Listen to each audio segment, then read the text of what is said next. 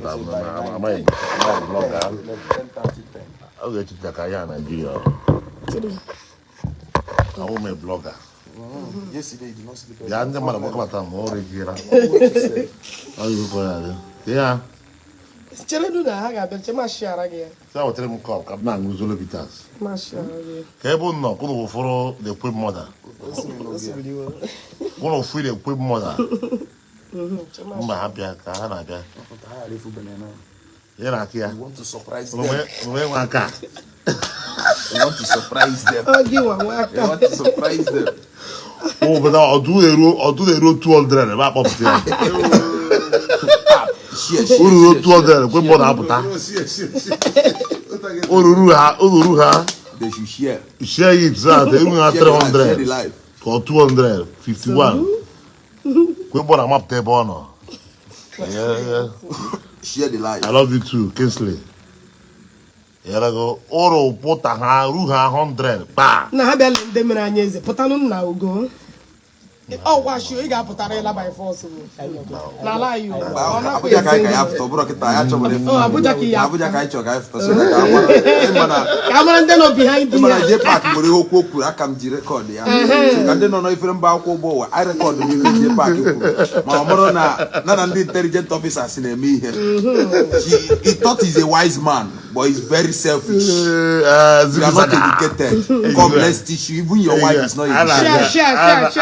Ana give them Ogechi, I was also Ogechi ka mmalo. I akpọ him zigzag, akpọ him Alisa. Chere ma agwo no first ma agwola mmanya dị ọkụ. Le mmanya ji achọ anya. Ọ mmanya ife mere mmeji we meje park n'ezi okwu okwu. Oja game out. Esi egele le hichi kwa. Oja ate ade mmalo. This guy came out here ijowa. Wolf tazila aka gị. Ire ata mmụọ. Itaga mmụọ. I get 200 before they put more than 1 million. 1 million. Look at 1 million now for the put more than. They put more than. Imagine. They want to capacity. They never grew. They never grew. Try to get Godfather. Where Godfather?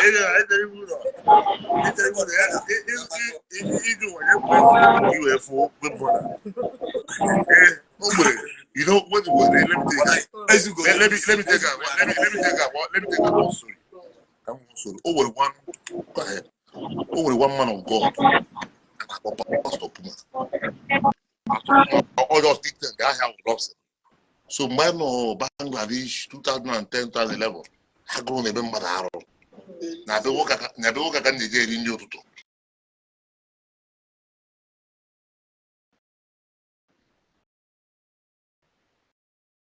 Epidemic Gabale. Throughout the man na ministry ya, I need a church. Na puta, they do 500, they do 1,000. Okay, Jida. Oh no, they do 1,000. They be one network on ya. I don't know what to come on.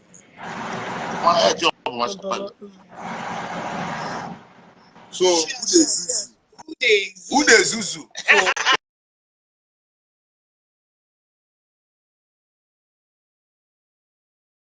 So that's stopping me.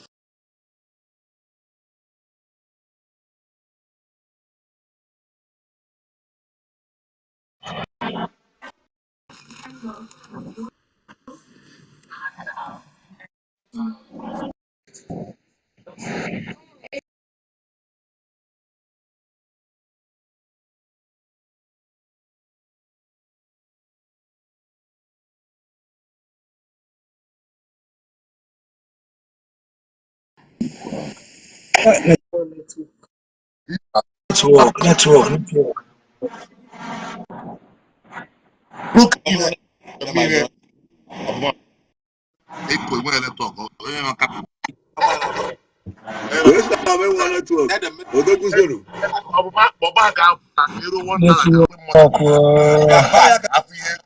their life from Kai join news.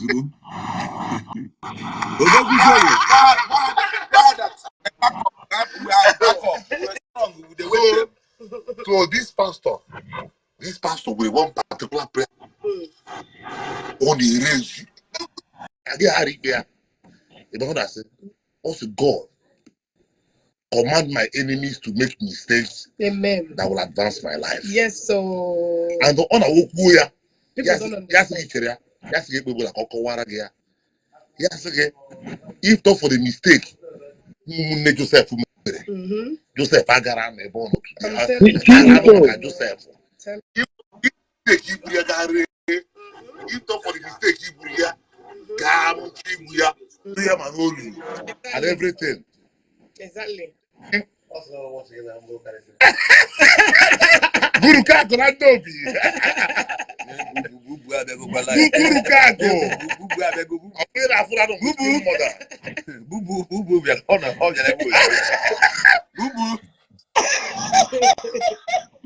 How long with Queen Mother? Ganga Dibia Borozo. You want to have phone? Get on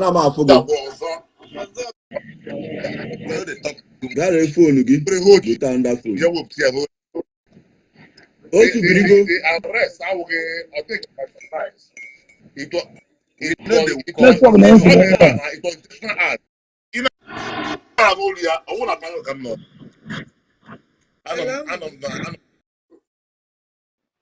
So, let me go again. Are you hearing me? The act was intentional. So I told you when coach you have after it wasn't a bit. Okay, tap to our camera. So it wasn't a mistake. Okay. It was never a mistake. Or would a mistake at all. Share this life. Share this life. Share this life. Share this life. Share this life. Share this life.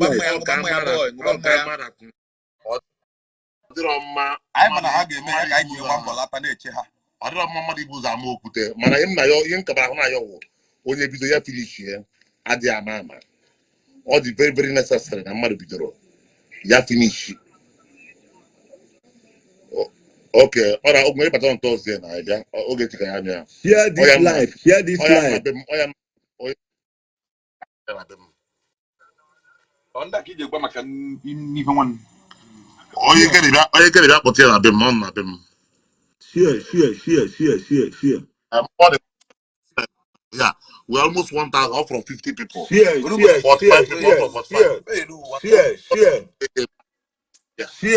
on sharing.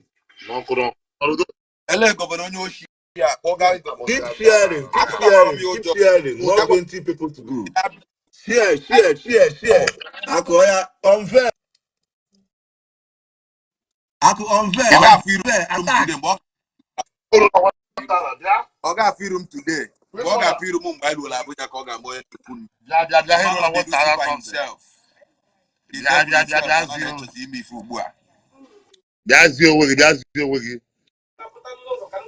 Echega m obodo eziokwu chega na ndị otu. You know the shake. Hello. Are you shaking? Wait for them. What is going on? Who the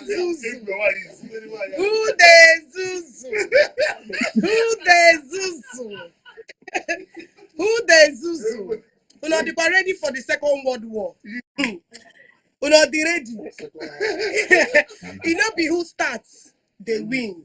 Now who? We're not ready. Are you guys ready? Kidnap. All of you face who not ready. How on that day? I know you guys miss me. Can amen. Alpha. Chief pilot, I greet you. I get test Ike. I get little liar now. I don't a bit of them. I never start. Biko kwano. I never Atioge biko kwano.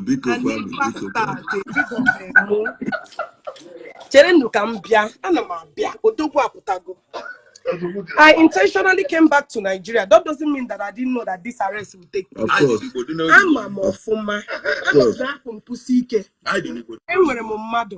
And they did not disappoint me. Everything you guys work for, the possible. I know na J-Pack shage me ha merudela. I know na governor Onyoshi na ge me Escon. Atioge. Where belle face. I am coming. Just relax. Evidence. No. Get ready for another word. I want to police in America. Sure. You never person call police. Bring your contact, make I bring my own. I can't know you make us ya. Fadi too much. Bring your contact. I may take my time to come and greet me, Igbo.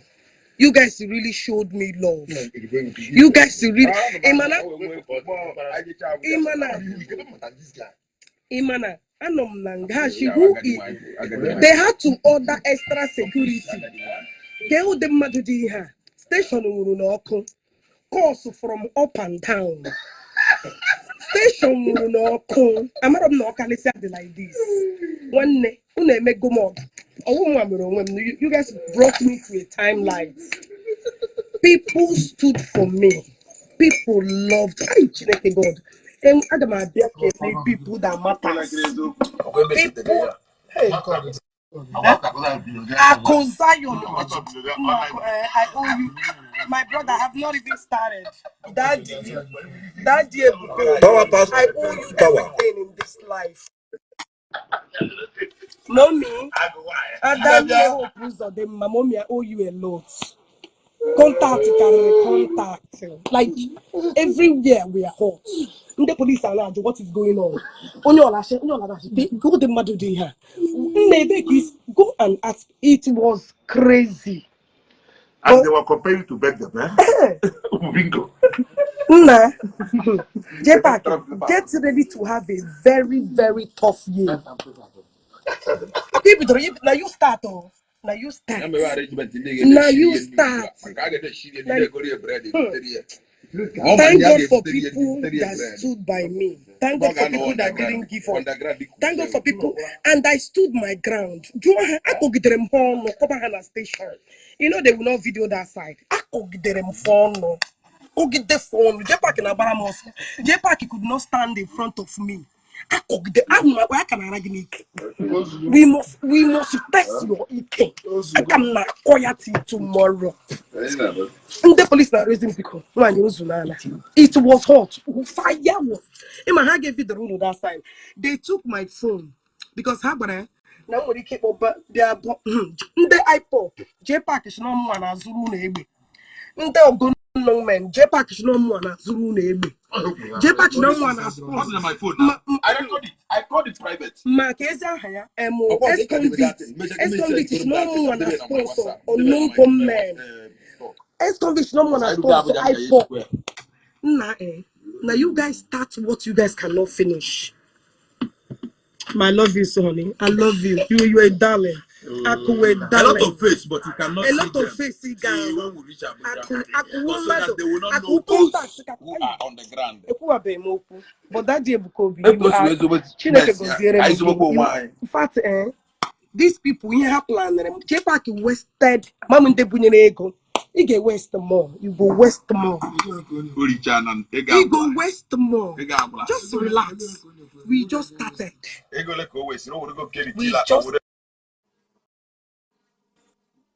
We just started. I just rubido.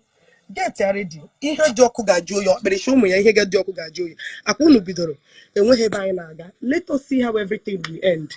I just not how can be eri. Dekwa executive treatment. Onu nyeziri security me ha afford. Unu were security they have afford. Yeziebo. Chineke gozire bugodo. For giving me the security I never thought of. Who is who?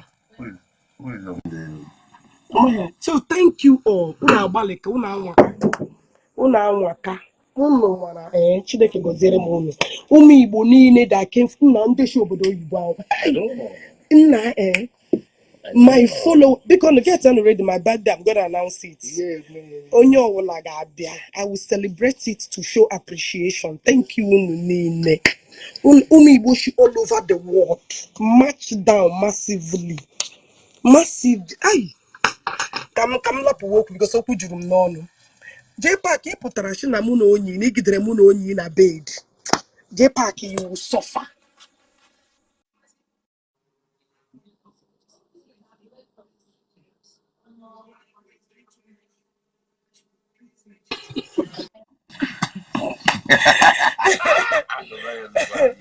So, J-Pack, he put just to come and damage a young man. She betray him. You came out to damage that young man. She betray him. The guy actually, I will not betray. Okay, didn't do anything. You came back. She didn't get the money and you paid. Your damage you were bogging. Only shiggy happy Ogechi when he home. Gish only that betray him. He will not do that. Gapota. A young woman named Odina who that play got form when each pragide bob or tomon and elbe. Jepaki yatafu. You will suffer. And my thank Zion Ministry for their prayers. All of you that put me in your prayers. May God thank all of you. All of you that put me in your prayers in the Zion Ministry, all the Zion Ministry prayers. May God thank all of you. May God bless each and every one of you. Thank you all. That's it. J-Pack, you. If it only him, I'm finish. Anedo, the rules of Anedo, you cannot have. Even some of your contacts got to realize almost. I should go that in fact. J-Pack, your highest contact is my best friend. Yeah, she'll go again. And you do it. Your in my highest contact with my best. I come across Yeti go again. J-Pack, I gina yes convict. Gina man give ex convict na madonna joy you. This man is yana ba ex convict na ba choke am sit say yana ba. Ya hum ani na balaga. Ocho de ko Ogechi hu ya anya to. Ya na izoari n'ime moto.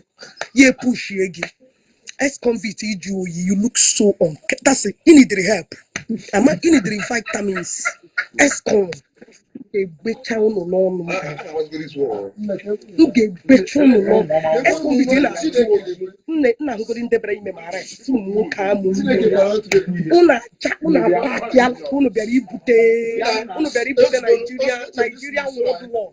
Una shi akwere hemu no patara dia. I'm not a fool from A to Z.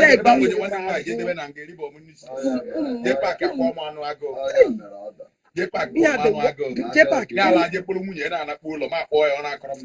I just look at the laugh. I just look at the laugh. If he bidoria, he finish here. This is just preamble. We are just starting. I with the woman, don't worry. I can be there. On a drive, I give you. J-Pack lemu. J-Pack lemu. Enough of you have exhausted your time. Thank you. Lemu.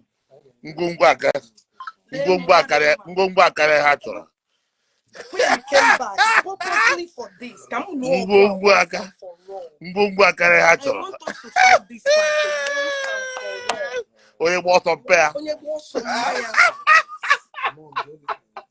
all. J-Pack and Escom. No, all of you, Kingsley. J-Pack, intelligent fool. Get here no ready. Thank God you give me charapota. I told you no more gonna put again. I told you no more will put a lag. I bring you no more gonna put again. I bring no more gonna put again. And that put again. Cool no down. I just want every day video. Make everybody get here ready. I want to read this intimidate him, right? Uno do over 30 men. Over 30 men. Uno do over 30 men. Come on. J-Pack, you put a big damage. Men mounts. Men took up them. J-Pack, you are the biggest mistake you have made in your life. You shall see to the end of this. Get ready. If I put a big one, no Ogechi Abuja. No get it paint Abuja. And you keep leaving your footprint. People are not going to play it's too small. It's too small. Ogechi will never come out. I'm going to make him a Mandela to the end of the road. To the end of the road. Only I'm going to fight. But J-Pack and Escon get here. That person only to read a fight. But Escon and the Onyanarani king get here already. The war will get so sweet. Save my video. Iji put bit damage. A young man actually betrayed me. Let me tell you, I love my both scandal. I had to go my both scandal. And when his scandal did game, when his scandal, I'm no longer a player. She won't relax. We are just started. On your word, the only man, my mother. I could 1 in a million. I could 1 mad to call. I could contact. Mad to call. What I go? And then when into Dogumacho which they will surface in due time. Get the man ready for my celebration on my birthday. Okay, the home. Okay, what he means going from. Mona, oh yeah, I got the plan. Away for. I get the Pramona con elevate. I really poor because I don't jump back. I don't buy that. Who gave me more? Who made me who gave me more? I don't know what's there. I get back in a watch. Who made me who gave me who made me Apa Bramunda Kono or Parabian, I got trash. I not tell you. All the good. Oh man, deal we don't feel like here all laugh. This is just the prayer. I don't feel like I'm down. You just okay. They're and I get the list. I don't feel like it didn't be like yellow. It didn't be like One out of the station. Nay, it didn't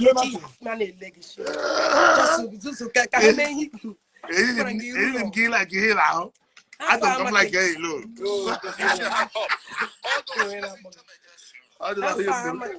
How many get up?